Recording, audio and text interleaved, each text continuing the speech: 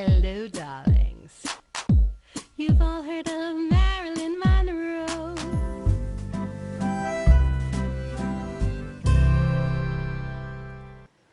Welcome back, darlings. I'm TV host, entertainment journalist Cognac Wellerlane, and this week I'll be doing interviews, Zoom interviews, for the Long Island Film Expo. And we are just about to see a wonderful interview that I did with Rob and Josh Graydon about their exciting films that will be showing at the Long Island Film Expo. So let's take a look at this wonderful interview with father and son team from Wet Dog Films.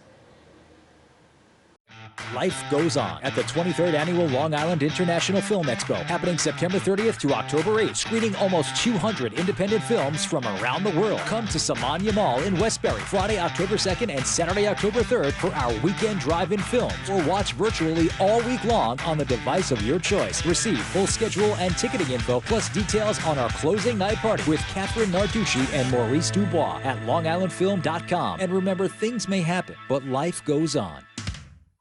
Welcome back, darlings. I'm TV host, entertainment journalist Cognac Wellerlane, and it's all about the Long Island Film Expo, and I am doing a wonderful interview with two wonderful, fascinating gentlemen, and they are Rob Graydon and his son, Josh Graydon, and they're from a company known as Wet Dog Film. And they are premiering their film at the Long Island Film Expo, which is a very respected film festival here in Long Island. So, gentlemen, I want to welcome you both to my show. This is the first time I'm doing it with two people. Usually, three people. Usually I do it with two. It's just myself and the other person.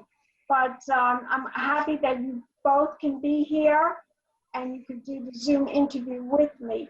So, Rob, tell my audience the name of the film. Well, there's actually we actually have four films in the Film Expo. I have two, and my son has two. Wow. Yeah. So the name of my two films, we have one is called Pieces, and it's actually just a teaser trailer, which is sort of a proof of concept, as we are making a much larger film in the future.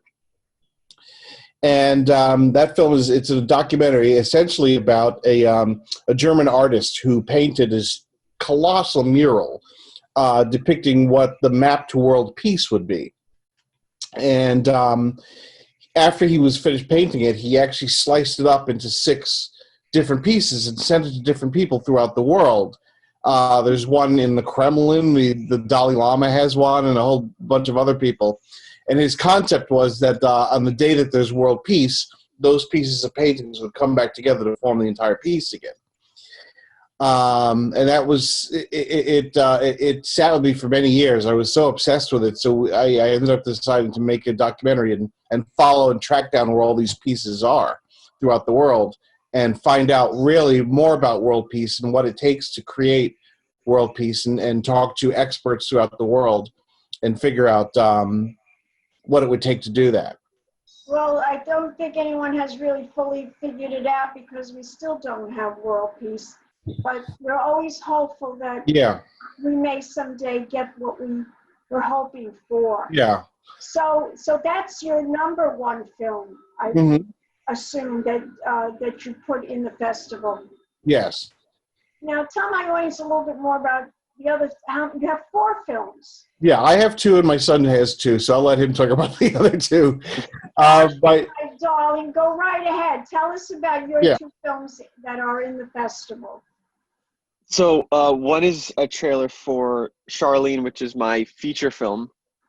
And that feature film is a mystery murder type film. It's a lot more than that. It's almost like a Rashomon, where you have these 3 to 4 different stories that are all running parallel to each other. And we see all the different perspectives of the night, how it happened. whatever this murder mystery is. And then the other is a short film. I love murder mysteries. Yeah, it's a fun twist, I think, on the murder mystery. And then the other is a 3-minute short, which is a 80s inspired horror film. Oh, I love horror films. It's 80s inspired. Well, I'm from the 80s. That's when I met my husband. My husband and we met in the 80s. I was a disco babe. I don't know if you there you go. or not. And my husband and we met in a nightclub, a disco, and we got married in 1985. Wow. So the math. That's how long I'm married to my husband. So it's a horror movie. Can you tell us a little? What's the name of that one? The horror flick. That is called Lights. Lights. Now, why did you call it? Why did you call it Lights? Multiple reasons. We kind of just went out and shot it, so I didn't really have a plan when we were filming it. But we shot it on a main street, and there were so many bright lights. And then as the story progressed, the lights actually play a role in the story that you will see. And I don't want to give too much away because I want people to see the movie, but the lights actually play an important part. And so that seemed like the most interesting title for it. Is it a short? Or it is a short. I believe it's 3 minutes. It's 3 minutes. Fascinating. Do you have a trailer for this? We don't. Okay. No. Okay. It's too brief to condense into a trailer. Yeah, I would think so because it's only 3 minutes. Now, the other movie, is that a short or is that a feature film? My other film is another horror short, and that's going to play at the drive-in during the Life Horror Block, which is so she has different blocks, like for horror movies. Yeah, exactly. And the horror block, I think, is probably like the most popular one. That's the one everyone goes to. Everybody likes horror. Yeah. What is the name of that movie? That one is called Mr. Shivers. Mr. Shivers. Yes, Mr. Shivers. And does he give you shivers up your spine? Yes. Oh, he will. Yeah, if you just have to watch it. Yes, he will. Essentially, my other son Jacob is in it, and he plays a man who sort of just wakes up bound and gagged, and you realize halfway through the film, because you realize that the film is actually upside down, that he's hanging upside down, but when you see him, he's actually right side up. It isn't until somebody starts walking around behind him that you realize. Like he's like a vampire, like a bat. Well, he doesn't know. He's bound and gagged, and he's upside down. He has no idea why until the end. And the punchline of the film, you find out it's darkly comic and quite gruesome. Now, is this a short or is this a? This is a short. Yeah, this one is a short as well. Okay. And this is in a really nice prime spot in the horror block. Okay. Is there any trailers at all, guys, for any of these movies? Well, Pieces is a trailer in itself, and so that's going to be showing at the Friday night block. And Pieces actually is nominated for Best Trailer. Pieces is nominated for Best Trailer at I would like to put that in this clip that we're doing, this video that I'm doing interviews with both of you. I want to use some of your trailers inside so people could see your work, what your work is all about. If that's okay with you, I'd like to edit that into the interview. If you could all use about a minute or 30 seconds of each one. That's okay. That's all we need. So now, Rob, and of course your handsome son, Josh, a son like father, father like son. Tell my audience what your inspiration, why are you inspired both to be filmmakers? I'll go with you first, Rob. I've been obsessed with movies since I was a child, since my dad bought a Super 8 camera when I was a kid, and I had a bunch of Star Wars toys, and I decided to make a bunch of animated shorts with them. And all my other students in school thought I was crazy and a lunatic. but it didn't stop me because I just went on to film school and was just obsessed with making films. And I made a lot of music videos in the 80s and 90s. And in the 2000s, I worked a lot with the original creators of the Muppets doing children's films for at-risk kids throughout the world. And now that my kids are grown, I'm sort of making more films for myself. And so, yeah, and same thing, my son and our youngest son, Jake, is wants to be an actor. So he's in front of the camera most of the time. He's in front of the camera. Yeah. Okay, but you guys like being behind the camera. Right. So you really don't care about being in front of the camera. You're not hams. Not in that. I'm not. I mean, if Josh needs an extra or something, I'll end up being in the background. But he actually ended up in my feature. Yeah. Now, Josh, you just started making films. How many films have you made so far? I've wrapped shooting one feature, which we're still editing, and I've made probably 3 or 4 shorts. Oh, that's pretty good. How old are you, Josh? 20. Oh, my God. 20 years old. You made 3 films already. And Rod, now, tell him, I'm not going to ask you how old you are. Tell my audience, how many films have you done throughout your film career? Well, I've done a lot of, like I said, I did a lot of music videos and short form documentaries.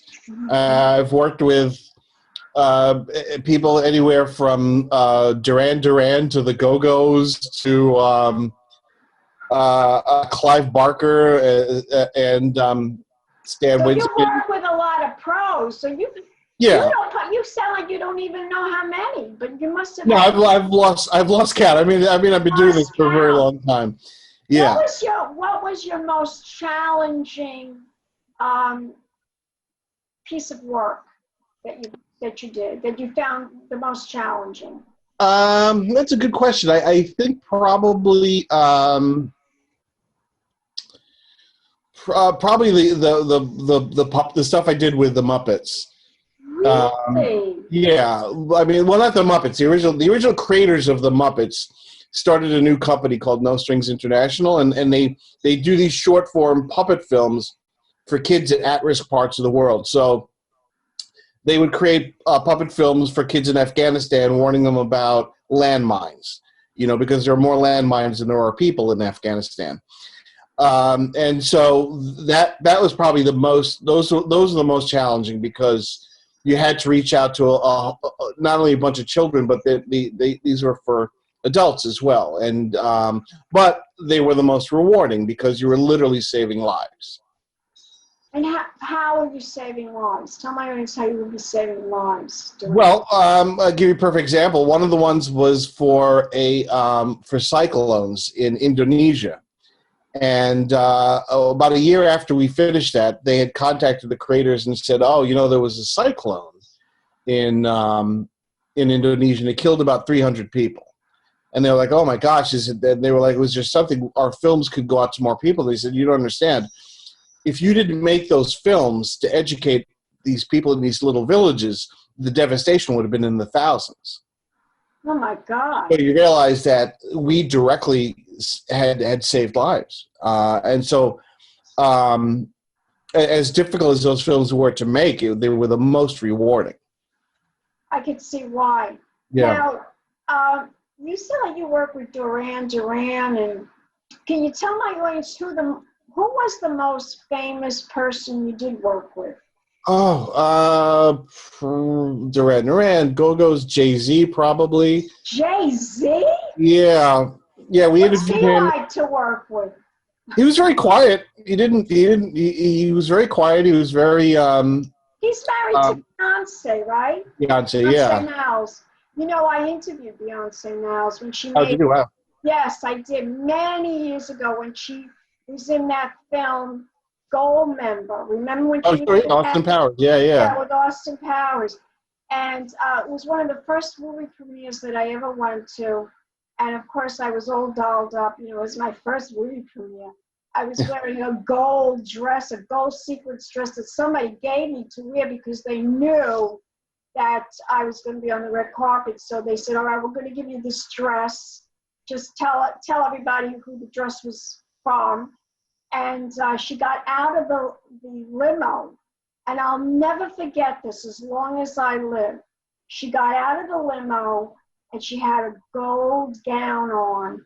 Wow. She looked like an angel. She looked like a black Marilyn Monroe. You remember, no, seriously, remember, you've seen video of Marilyn Monroe when she used to arrive, you know, to do the red carpet. She'd get out of the limo and she would all be, you know, with the platinum hair and the white fur. And she'd just be glowing. Well, that's what Beyonce looked like. She was glowing. She looked like a black Marilyn Monroe. Stunningly beautiful, stunningly glamorous. And she, during the interview, you know, she was so sweet. She was so nice. And she talked to me for like quite a bit of time, more than most people would, you know, because we're on the red carpet. But I nailed her. I got her right as she was coming out of the limo. Wow, that's a Some great of the other people were standing behind a barricade, yeah. and they didn't get her as good as me because I zoomed in right into her. And, you know, of course, me as a reporter, as an entertainment journalist, my focus is to get the person, you know, the celebrity, the movie star. And she was very, very nice. Wow. But anyway, that was one of the best interviews I ever got with a movie star coming out of the limo. So that's impressive. You worked with JC. He was kind of on the shy side, huh? Yeah. The company I was working with was we actually sort of chronicled the building of the Barclays Center, which he was one of the original investors of. So we were able to interview him. Interesting. So now, Josh, tell my audience, what do you love about filmmaking so much? Why are you a filmmaker? What do I love about filmmaking? Yeah. I love, you know, I think it's so rare in this world that people actually listen to one another. And if I can get somebody to not only listen to what I have to say, but also feel it, I think that's one of the most powerful, important things that you can do. Mm-hmm. And so I think one of the greatest compliments I could receive is for just somebody to just watch one of my movies. And say, you know, listen, hear me out. And say to you, I was moved by your film. Your movie Absolutely. spoke to me. Yeah. Even if, I've said this before, you know, I never strive to do this. I strive to, you know, make the best piece of artwork that I can, best film I can. But if somebody ever turned to me one day and said, that movie was awful, I can do better. In fact, here's a movie I made that was better. And if it was better, that would be it. You know, I just want to inspire other people to make art. Don't be afraid. Make the movie. Don't be afraid, right? Oh, absolutely. Absolutely. I'm fearless. Well, I'm going to tell you another story. When I was at the Hamptons International Film Festival, I interviewed Pierce Brosnan and some, you know, from the James Bond actor, you know, James Bond.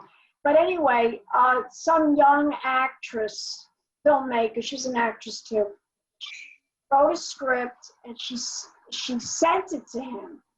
And she pleaded with him, you know, I really want you to be in my film. The only problem is I don't have the money to, you know, I don't have enough money to make the movie. He says, don't worry. He says, I will get somebody to help us make this movie. I want to be in this part. I want to play this part. So you see, she got the help of a very famous actor to help her make this movie. So, but anyway, Rob, I want you to tell my audience, what is the father now, Rob, tell my audience, what is the biggest challenge people have in making a film? Initially, well, it's just that. A lot of times it's money. The money. Yeah, you're constantly chasing money. But beyond that, it's mostly problem solving. You know, because you work with so many different people, any number of things can go wrong. So from moment to moment, particularly as a director, you're always answering questions. When you're on set, I probably answer 1,000 questions a day, in between saying action. So it's a lot of problem solving, and then, but beyond that, it's actually quite rewarding. It is. It is quite rewarding. I know. Like I said, I mean, it's good to see like your kids following your footsteps. So Josh has been wanting to make movies from he was little. My other son is now an actor. He's right here, actually. Here, say hello. This is Jacob. Oh, hello, my other son. Hello, darling. Hello, Jacob.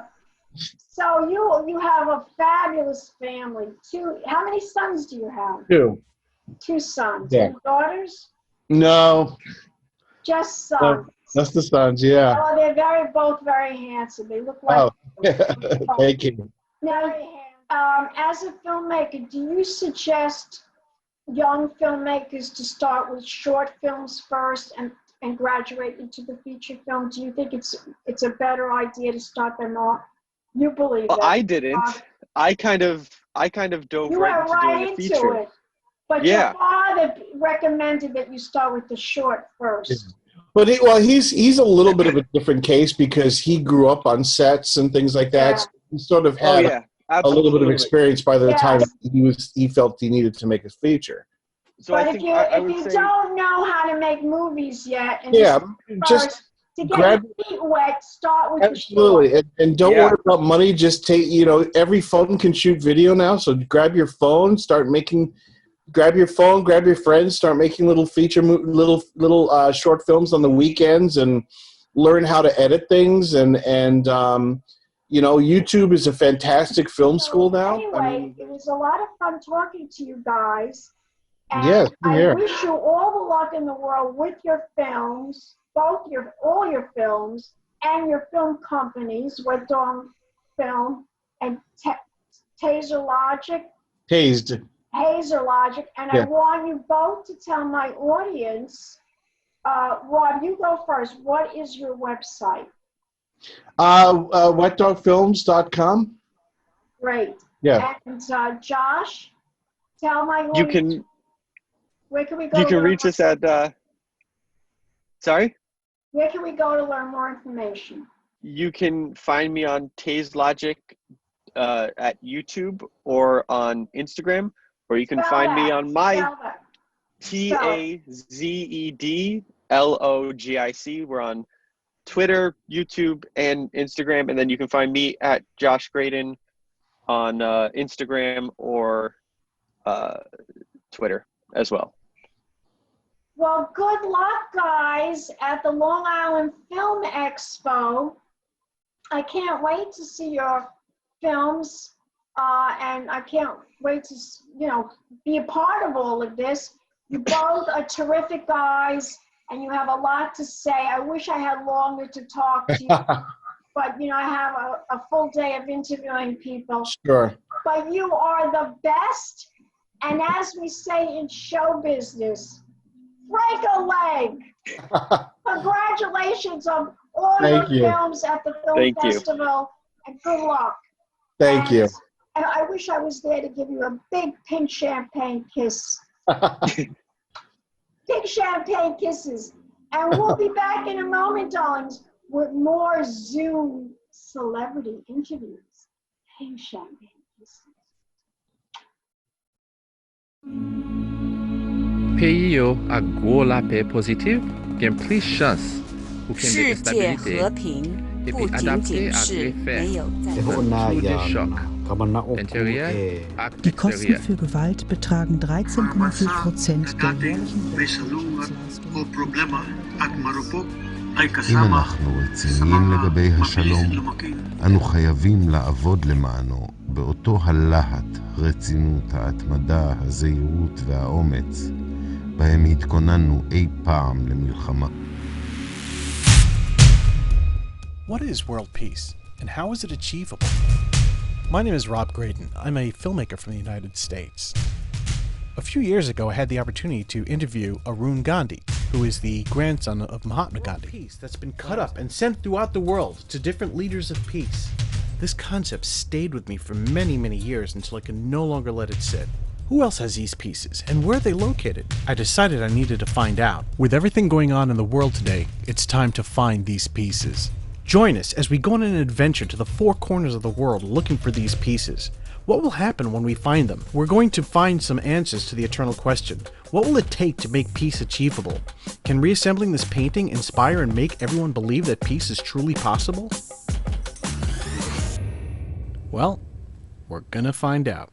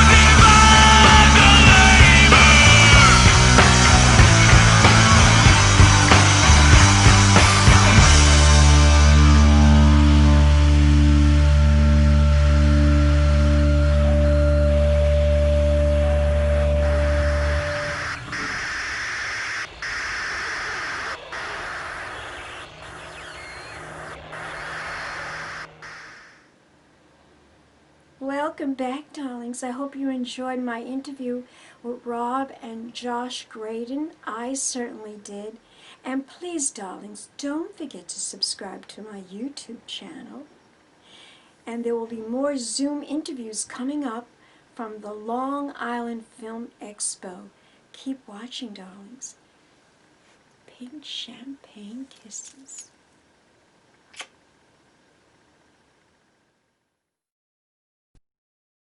Hello, darlings. You've all heard of Marilyn Monroe. Some of you know Bridget Bardot. Well, now it's time for the Cognac show.